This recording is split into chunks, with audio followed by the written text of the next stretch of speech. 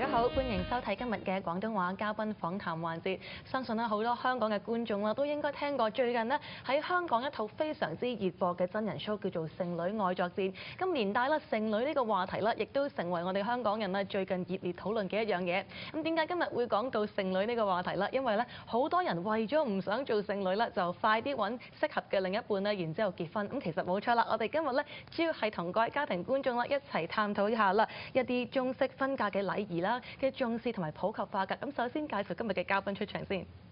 今日好高興，我哋請到 Fans 葉志平小姐抽空上嚟同我哋傾下偈㗎。Fans 你好，你好，歡迎晒你上到嚟 Wow TV 同我哋傾下偈㗎。想問下 Fans 你自己有冇睇呢個《剩女愛作戰》嘅 show？都有幾集睇過，都聽過係咪啊？其實嗯剩女呢個話題最近真係熱烈討論啊，可以話。你覺唔覺得而家其實啲人開始希望越嚟越快啲揾到另一半啦？即係好多女仔都開始急啦，你覺唔覺㗎？少少啦，有啲人已經即係好着緊自己 plan 幾時畢業，應該幾時結婚，幾時生 BB， 有啲就決定唔生咁樣咯。咁都有佢哋嘅 planning 嘅咁樣咯。同埋尤其是而家呢個話題咁 hit 好多人都開始為自己嘅未來，就算唔係話好着緊都要諗一諗啦，開始係時候都 plan 下啦。咁我知道其實 Fans 係一個好有經驗嘅專家啦，即係響搞中式婚宴上。咁其實我想問下你啦，你覺唔覺得而家我哋嘅中國文化越嚟越受到普及啦，即係越嚟越多人注重。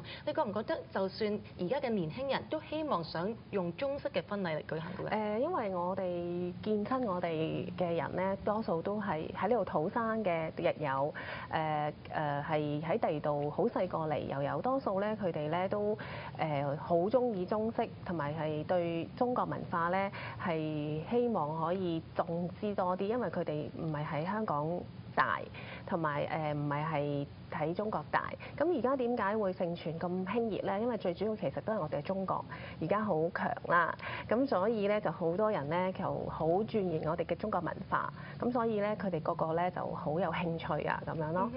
正如你所講啦，可能好多喺呢度土生土長嘅家庭觀眾真係唔係好清楚究竟一個中式婚禮由開始到結束應該係點樣舉行。不如請你可唔可以簡介一下咧？係啊，我講，因為如果講起嚟好長嘅，我講好簡單嘅嘢。而家其實最主要而家係要嘅咧，其實就係佢哋要擇日啦，同埋係因為要揾一個好日子，因為佢父母都希望佢嫁得好，所以其實日子都好緊要嘅。咁最主要嘅日子同埋之前個大禮係一個意頭嚟嘅，一個形式。咁希望佢嫁得好，同埋係豐衣足食啊咁樣咯。咁如果係跟住咧，就係之前要做嘅儀式嘅上頭啦，呢樣嘢好緊要嘅。希望佢子子孫孫一路咁樣一路。通常男嘅咧就係男家咧就係男嘅上頭。女嘅咧通常就係媽咪上頭嘅咁樣咯，咁佢哋通常希望佢咧一路咁傳落去，有叫做有爺有子咁解，所以個大禮一定要有爺有子啦咁樣咯。咁然後跟住就要其實擇日咧係一個感謝天同埋地嘅，咁同埋係一個感恩嘅日子嚟嘅，咁所以就唔好話傳統係一個教拜神啊咁樣嘅儀式，即係呢啲係錯誤咯，我覺得。其實好多人結婚都會擇日㗎啦，即係呢個係都好基本啦。咁我想問下，咁通常啲人會一窩蜂揀晒啲好日，但係一年嘅好日其實就唔係話太多嘅啫。係啊，尤其是如果喺呢度嘅話咧，通常禮拜六多數禮拜六，咁而家唔係啦，今年我哋多咗平日都有啦。平日啊，同埋佢就翻唔相沖嘅日子啊，咁樣咯。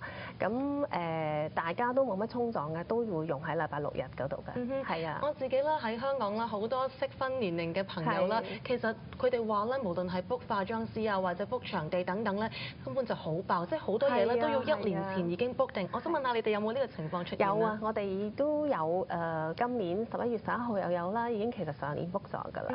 咁有啲已經係 book 問緊出年㗎啦，已經。多數如果有 planning 嘅咧，佢哋多數即係佢當一個大型嘅 show 嚟嘅，咁多數都係1年前聲㗎啦。起碼1年前啦，我聽講。係啦，係啦。咁你覺唔覺得其實最近呢幾年你哋嘅生意啊，或者即係揾多人詢問咗你哋？係啊，多咗人，同埋佢哋好着重佢哋，因為佢覺得一生人一次。講真，個個都想做到最好、最完美，同埋有一個好幸福，希望即係佢哋父母都想佢有一個好好嘅嫁得一個好好嘅如意郎君啊，或者希望佢可以傳宗接代啊，咁所以樣嘢都希望做到最好啦。咁所以咧，你都鼓勵，如果各位家庭觀眾咧係有需要用呢個服務嘅話，都提早揾你哋幫手會好啲。係啊，係啊，同埋我哋可以俾好多意見，可以打電話嚟問嘅，我哋都會 share 咁嘅 service 嘅。係啊。咁今日咧，我知道 Fancy 咧仲帶咗好多好靚嘅一啲禮品，一啲叫做咩咧？其實係儀式上所用嘅。係啦，少少嘢啦嚇，因為過大禮嘅過大禮盒啊，同埋啲椰子啊咁樣咯。好，咁我哋逐樣講下啦，不如。好啊，好啊。首先咧，我哋喺前面咧有個好大嘅籃，嗰個籃裝咗就係嗰啲椰子啦，係咪啊？係啦，有椰有子咁解。通常就2對，有4隻去啦，就叫2對。回禮嘅要回翻1 pair，全部我哋過大禮嘅都係要成雙成對嘅，係啦。前面嗰啲係咪提子嚟㗎？提子係解釋大子咁解，即係有兒孫咁解啦。咁隔離個蘋果咧？蘋果咧，咁其實因為我哋生果咧就唔可以用梨。分離咁解，瓜即係唔好意頭，所以盡量過大禮都唔會落呢2樣嘢嘅。咁如果睇下你乜嘢嘅地方啦，譬如潮州人多數一定要用蕉，同埋要9層嘅，即係招財咁解。咁如果係越南人嘅話咧，佢哋通常就會用9個盤，潮州人都會過大禮係用9個唔同嘅盤過嘅。咁所以要咩鄉下同埋習俗咧？但係如果普遍呢度嘅人咧，通常咧我哋叫佢哋用2籃生果去，就回1籃翻嚟。全部啲嘢都係要雙數嘅，餅啊又係啦。通常好簡單嘅，其實3生已經得啦，即係餅啦，餅啊就要發糕咁解啦，即係發啦，意頭啦。生果係生慢慢咯。咁仲有咧就係嗰個當日嘅最緊要嘅禮金大利是啦。好多人啦都好注重呢樣嘢。係啦，呢個係意頭嚟嘅。咁女家亦要回翻俾男家嘅。咁如果嗰日過完大禮咧，男家派去嘅大冚又好，新郎哥同埋有一個親戚去又好，一定要將啲禮物即刻翻去男家，因為個意頭嚟嘅，所有嘅大吉嘅嘢咧係帶翻去大旺嘅男家咁解，係啦。明白。好大嘅一個籃啊！咁我仲見到可能個椰子遮住咗，後面有一對。係嘅，嗰啲對聯咧，其實我係略咁大，係啦。嗰日喜慶有一日要用嘅，呢個係啦。咁男有男家，女有女家咁樣嘅，係啊，唔同嘅。果然要用嘅物品都幾多㗎，其實真係。係啊，如果係根據以前嘅習俗咧，就真係要好多嘅咁樣咯。但係而家都減略晒啦。咁我仲見到咧，喺個籃隔離咧有個盒喎，不如有介紹下嗰個盒。係啊，嗰個係個大禮盒，通常就會擺啲金飾啊、禮餅啊，咁 depends。呢個係細啲，其實係個大型啲，但係而家多數用迷你啦，因為我哋而家新一代啊，輕便啲。係啦，之後可以用翻嚟做全盒啊、擺嘢啊、裝飾啊都有用嘅。咁即係其實嗰個盒咧，joy 嘅嘢係比較貴重啲。係啦，多數啲人擺金飾多啲咁樣咯。OK，咁又會回翻去啊咁樣咯。咁蝴蝶我哋掛喺隔離嘅水，呢啲係韓國嘅吊飾嚟嘅。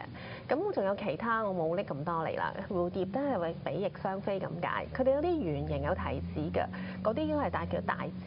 即係每一個國家其實嘅嘢都係好意頭嘅，同我哋冇乜分別，中國傳統咁樣咯。